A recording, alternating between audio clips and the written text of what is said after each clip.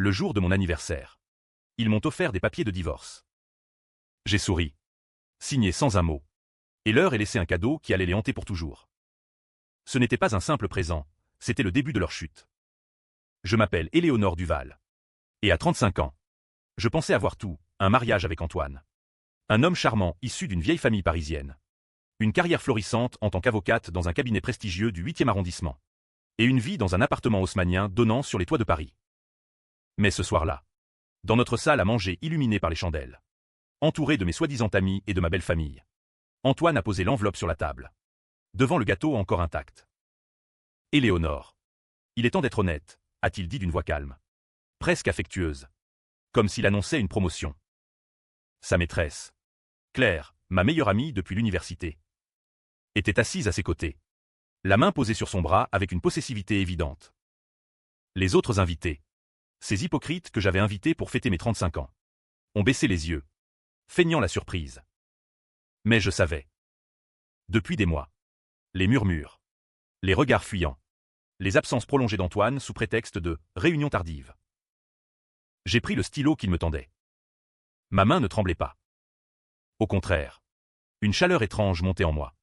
Une rage froide qui me rendait plus lucide que jamais. J'ai signé. Éléonore Duval. D'une écriture ferme et élégante. Puis, j'ai sorti de mon sac un petit paquet enveloppé de papier noir, noué d'un ruban rouge sang. « Joyeux anniversaire à moi », ai-je murmuré en le posant devant eux. « Et voici mon cadeau pour vous deux. Ouvrez-le plus tard, quand vous serez seul. » Antoine a froncé les sourcils. Claire a pâli légèrement. Les invités ont ri nerveusement, pensant à une blague de mauvais goût. Mais moi, je me suis levé. J'ai pris mon manteau. Et je suis parti sous la pluie fine de ce mois de novembre parisien. La porte s'est refermée derrière moi avec un clic définitif.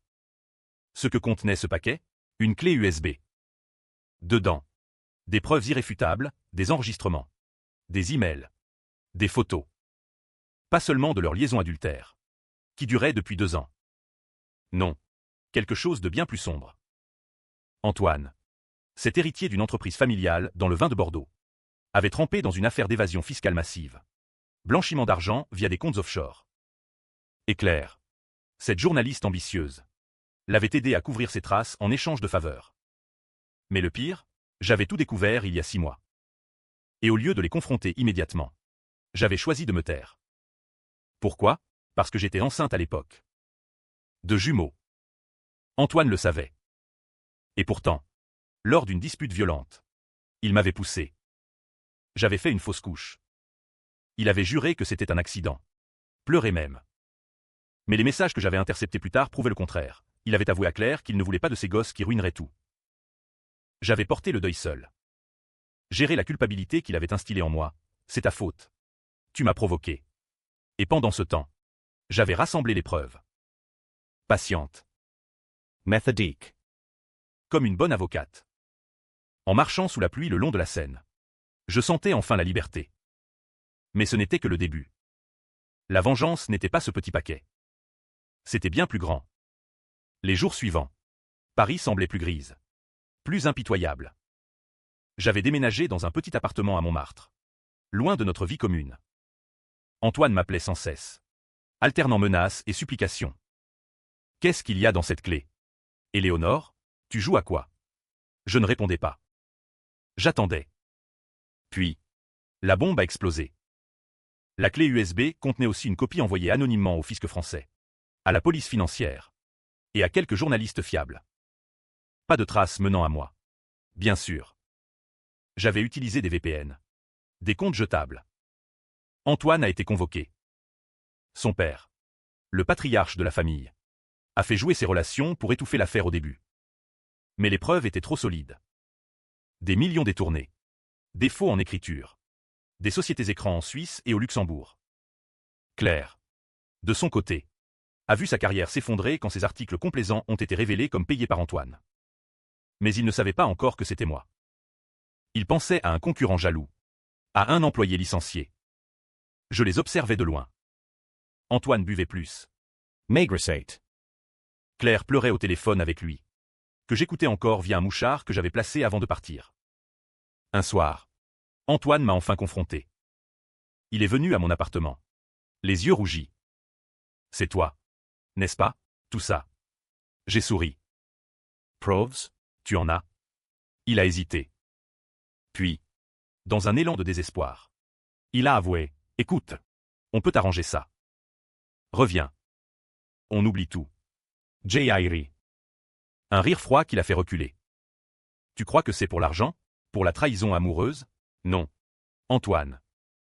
C'est pour nos enfants que tu as tués. Son visage s'est décomposé. Il savait que je savais. Mais ce n'était pas fini. J'avais un secret plus profond. Antoine est reparti ce soir-là. Haggard. Sous la pluie battante de Montmartre. Je l'ai regardé s'éloigner par la fenêtre. Silhouette courbée comme un homme brisé. Mais je savais qu'il n'était pas encore au fond. Pas assez pour ce qu'il méritait. Les semaines suivantes ont été un tourbillon. Les médias s'emparaient de l'affaire Duval. Scandale dans le monde du vin bordelais, l'héritier accusé de fraude massive. Les journaux comme Le Monde et Libération en faisaient leurs unes. La famille, ces aristocrates décadents, voyaient leur empire vaciller. Le père d'Antoine, Henri, un vieil homme autoritaire, mobilisait avocats et lobbyistes pour limiter les dégâts. Claire, elle, avait été suspendue de son poste au Figaro. Ses collègues la fuyaient. Elle m'avait appelé une fois. En larmes, el honore. Je suis désolé. C'était une erreur. Antoine m'a manipulé. Mensonge et honté. J'avais les enregistrements où elle riait de moi, me traitant de bourgeoise stérile qui ne comprend rien à la passion. J'avais tout planifié depuis la fausse couche. Ce jour-là, à l'hôpital, seul dans cette chambre froide, j'avais juré. Pas une vengeance impulsive. Non. Quelque chose de raffiné, de lent, qui rongerait leur vie comme un poison. J'avais commencé par engager un détective privé. Un ancien flic discret du quartier latin. Il avait fouillé dans les affaires d'Antoine. Et ce qu'il avait trouvé dépassait l'adultère. Antoine n'était pas seulement infidèle et frauduleux. Il avait un vice plus sombre, des dettes de jeu accumulées dans des casinos clandestins à Paris et Deauville. Pour les rembourser, il avait emprunté à des gens dangereux, des Russes installés à Nice, liés à la mafia. Claire le savait. Elle l'avait même accompagné une fois. Mais le secret que je gardais pour moi, le plus lourd, c'était que j'avais gagé ma propre liberté pour les protéger. Au début, quand j'avais découvert les dettes, Antoine m'avait supplié. Signe ces papiers. Chérie. C'est juste une garantie pour un prêt familial. J'avais signé, pensant aider mon mari. En réalité, c'était pour couvrir ses dettes criminelles. Mon nom était lié à des transactions douteuses. Si l'affaire explosait, je risquais la prison aussi. Voilà pourquoi j'avais tué pendant si longtemps. J'étais complice involontaire. J'avais porté le poids seul, me convainquant que c'était pour notre mariage, pour l'avenir. Jusqu'à la fausse couche. Là, tout avait basculé. Maintenant, je retournais la situation. Les preuves que j'avais envoyées excluaient soigneusement mon implication. J'avais falsifié des dates, effacé des traces. J'étais avocate. Je savais comment faire. Antoine a tenté de contre-attaquer. Il a engagé son propre détective pour me suivre. Il soupçonnait. Un jour, il m'a surprise au café près de mon cabinet. Tu as tout manigancé, a-t-il sifflé, les yeux injectés de sang. Pour les enfants, c'était un accident. Accident. J'ai haussé la voix, attirant les regards. Tu m'as poussé dans les escaliers parce que je refusais l'avortement que tu réclamais. Il a blâmé. Autour de nous, les Parisiens attablés murmuraient. Il a baissé la tête. Reviens-moi. On peut encore sauver l'entreprise. Père est prêt à tout pardonner. J'ai ri à nouveau. Ton père, ce vieux serpent qui m'a toujours méprisé parce que je venais d'une famille modeste. Henri Duval m'avait accueilli avec condescendance. Une avocate provinciale, disait-il. Maintenant, il m'appelait lui-même. Éléonore. Macaire. Revenons à la raison. Antoine est faible. Mais c'est mon fils. Je refusais ses appels. Puis vint le premier twist. Claire s'est suicidée. Ou du moins, c'est ce que les médias ont dit au début. On l'a trouvée dans son appartement du Marais. Pendu. Mais je savais que ce n'était pas ça. J'avais reçu un message anonyme, elle en savait trop. Les Russes. Antoine n'avait pas remboursé malgré la crise. J'étais horrifié. Ma vengeance avait-elle déclenché ça? Non. En Creusan. Via mes contacts, j'ai appris que Claire avait essayé de négocier avec eux. offrant des infos sur Antoine pour effacer ses propres dettes. Elle avait trahi Antoine à son tour. Son corps a été retrouvé avec une note. Pardon. Je n'en peux plus. Mais la police a enquêté. Meurtre déguisé, Antoine a sombré plus profond. Il buvait. Se droguait même. Je commençais à douter. Était-ce trop? Mais non. Il méritait pire. La mort de Claire a tout accéléré. Paris bruissait de rumeurs. Les tabloïds parlaient de « triangle amoureux mortel ». Certains me pointaient du doigt, l'épouse abandonnée. La vengeresse. Je me terrais dans mon appartement. Rideau Tires. Écoutant la pluie incessante sur les toits de zinc. Antoine a été arrêté. Perquisition à son bureau.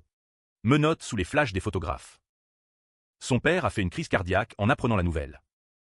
À l'hôpital. Henri m'a fait appeler. Viens. Eleanor.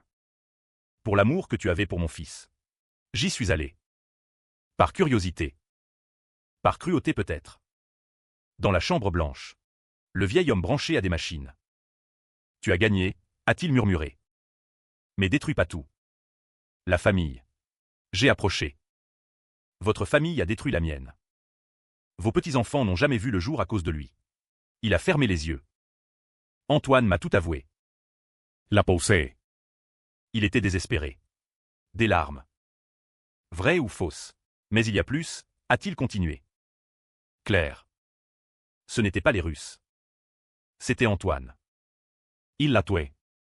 Elle menaçait de tout révéler pour se sauver. Choc. Vrai choc cette fois. Antoine. Un meurtrier? Henri est mort 2 jours plus tard. Crise fatale. L'enterrement a été un cirque médiatique. J'y suis allé. Voilé de noir. Antoine m'a vu. En liberté provisoire. Escort. Il s'est approché. Papa m'a dit qu'il t'avait parlé. Ce n'est pas vrai. Claire s'est suicidée. Mais ses yeux fuyants. La police a rouvert l'enquête. Des preuves nouvelles, traces d'ADN d'Antoine chez Claire ce soir-là. Il a fui. Disparu une nuit. Parisene bullition. Avis de recherche. Moi. Je recevais des menaces anonymes. Arrête. Où tu seras prochaine. Les créanciers d'Antoine me croyaient riche encore. J'ai décidé d'agir. J'ai contacté un procureur que je connaissais. Lui ai donné les dernières preuves, les dettes mafieuses. Mais en parallèle, je cherchais Antoine. Je l'ai trouvé dans un hôtel miteux à Belleville. Evra. Paranoïaque. Il m'a ouvert la porte. Arme à la main, un pistolet acheté au noir. Tu m'as détruit, a-t-il hurlé. J'ai levé les mains. C'est toi qui t'es détruit. On a parlé des heures. Il a pleuré. Avoué l'a poussé. Je ne voulais pas te perdre les bébés. J'étais paniqué. Mensonge ou vérité. Puis, sur Claire, elle allait me livrer aux Russes. Je l'ai étranglée dans un accès. Puis pendu pour faire croire. Il sanglotait. Je l'enregistrais secrètement. Pourquoi tu ne me tues pas maintenant? A-t-il demandé. Parce que je voulais qu'il souffre vivant. Je suis parti. Et envoyé l'enregistrement à la police. Il a été arrêté le lendemain. Mais pendant le procès. Un twist. Le procès d'Antoine Duval a été le spectacle de l'année. La salle d'audience du palais de justice bondée. Journalistes du monde entier. Accusé de fraude. Blanchiment. Et meurtre. Moi. Témoin clé. Sur le banc. Antoine a maigri. Regard vide. Le procureur m'a appelé. J'ai témoigné calmement, l'adultère. La fausse couche. Les preuves. La défense a essayé de me discréditer, une épouse vindicative. Qui a fabriqué des preuves. Mais tout tenait. Puis, la surprise. Un avocat a présenté un témoin, une femme. Ancienne secrétaire d'Antoine. Elle a affirmé que j'avais payé pour falsifier des documents. Que la vengeance était préméditée depuis plus longtemps. Mensonge. Mais d'où? Puis, le choc, la femme a révélé que Henri, avant de mourir, avait tout manigancé pour me piéger. Il détestait que je détruise la famille. Avait préparé des faux pour que, si Antoine tombait, j'y tombe avec. Antoine, depuis sa cellule, a confirmé en partie, mon père voulait protéger l'héritage. Le procès a basculé. J'étais maintenant suspecté de subornation de témoins. Faux en écriture. Enquête sur moi. J'étais terrifié. Ma carrière. Ma liberté. Antoine, dans un geste inattendu, a retiré ses accusations contre moi. Elle n'a rien falsifié. Tout est vrai. Pourquoi? Remords? Ou calcul? Les Russes. Ils le menaçaient en prison. Le verdict, Antoine condamné à perpétuité pour meurtre. 20 ans pour fraude. Moi. Blanchi. Mais ruiné moralement.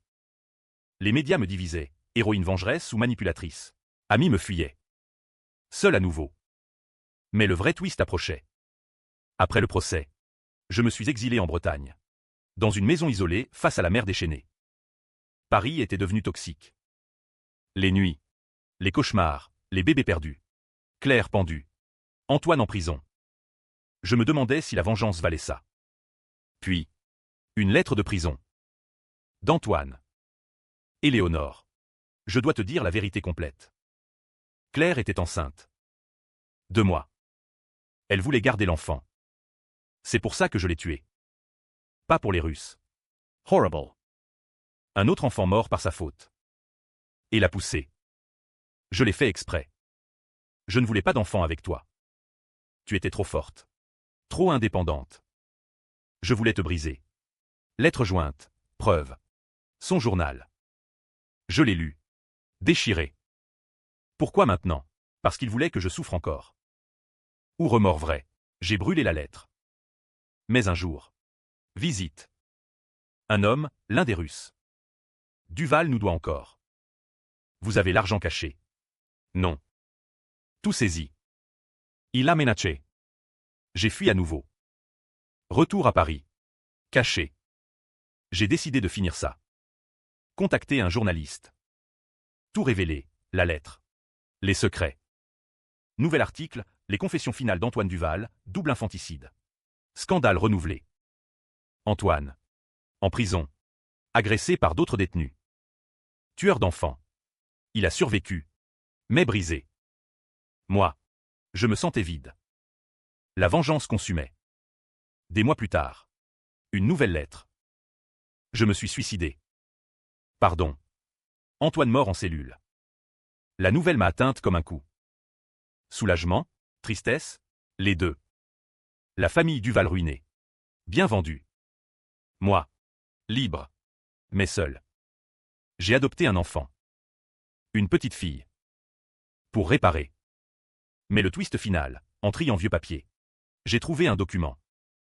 Henri avait raison en partie. Une signature falsifiée. Par moi. Pour effacer ma complicité initiale. J'avais menti au procès. Personne ne savait. Sauf moi. Je vivrais avec ce secret. La vengeance avait un prix, mon âme. Était-ce justice ou crime? Paris continuait. Indifférente. Sous la tour Eiffel illuminée. Je marchais seul. Le cadeau que je leur avais laissé m'avait aussi détruite. Mais je respirais. Fin.